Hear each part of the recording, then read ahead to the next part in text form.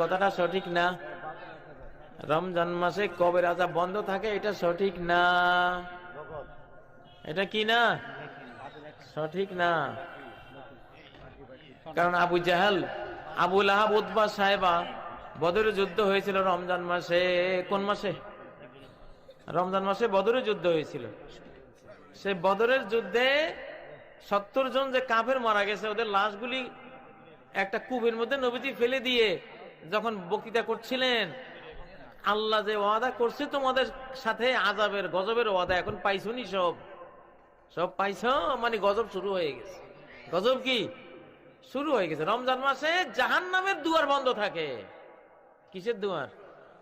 জাহান্নামের দরজা বন্ধ থাকে, কিন্তু কবরের আযাব বন্ধ থাকে বলে কোনো হাদিসে নাই।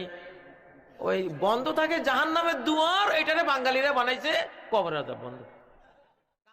আমাদের দেশে একটি প্রচলিত